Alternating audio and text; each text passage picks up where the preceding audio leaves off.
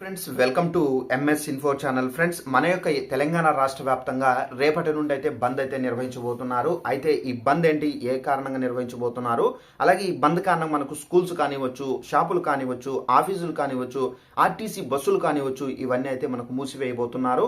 అయితే ఈ బంద్కి సంబంధించి ఏ కారణం చేత నిర్వహించబోతున్నారని నోటిఫికేషన్ కూడా అయితే వచ్చింది. ఆ నోటిఫికేషన్ మీకు చూపించి క్లారిటీగా ఎక్స్ప్లెయిన్ అయితే చేస్తానండి.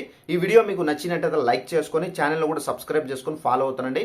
దీనికి సంబంధించి నోటిఫికేషన్ ఇక్కడ నేను స్టిక్ చేస్తున్నాను చూడండి. ఇక్కడ చూసుకున్నట్లయితే మన యొక్క తెలంగాణ రాష్ట్ర వ్యాప్తంగా రేపటి నుండి ఆర్టీసీ బంద్ అని చెప్పి టైటిల్తో నోటిఫికేషన్ అయితే వచ్చింది.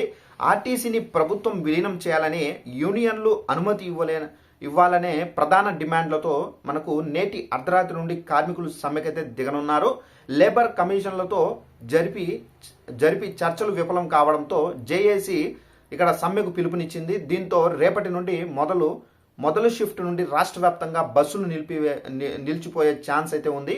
మరోసారి సమ్మె ప్రభావం ప్రజలపై పడకుండా రవాణా శాఖ మంత్రి పొన్నం ప్రభాకర్ ప్రత్యామ్నాయ చర్యలు అయితే చేపడుతున్నారు. సో ఫ్రెండ్స్ చూసారు కదా, మన యొక్క తెలంగాణ రాష్ట్ర వ్యాప్తంగా ఆర్టీసీ అనగా టీజీఎస్ ఆర్టీసీ మనకు ఏంటంటే కొన్ని డిమాండ్లు అయితే ప్రభుత్వం దగ్గరికి అయితే పెట్టారు. అయితే ఆ డిమాండ్లకు సంబంధించి తెలంగాణ ప్రభుత్వం డెసిషన్ అయితే తీసుకోవాలి.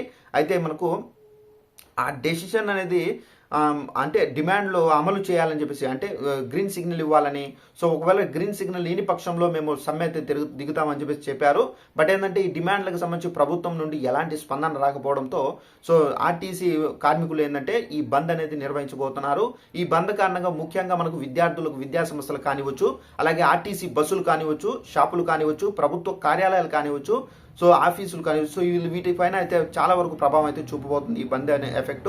సో దీని కారణంగా మనకి ఏంటంటే ఈ బంద్ అయితే చేయబోతున్నారు. ఈ బంద్ అనేది మనకు ప్రభుత్వం నుండి ఎలాంటి అయితే స్పందన, అంటే ఈ వీళ్ళకి సంబంధించినటువంటి డిమాండ్ అనేది గ్రీన్ సిగ్నల్ ఇచ్చి సో ఆమోదం తెలిపితే కనుక సో ఈ బంద్ అనేది నిలిపివేస్తారు. లేదంటే కనుక ఈ బంద్ అనేది ఇలానే కొనసాగుతుందని చెప్పేసి సో పక్షాలు అయితే ఇక్కడ జేఏసీ నేతలు అయితే చెబుతున్నారు. సో ఇదండి ఇన్ఫర్మేషన్. ఈ వీడియో నచ్చినట్టయితే లైక్ చేసుకొని ఛానల్ ఫాలో అవుతానండి. Thanks for watching this video. All the best.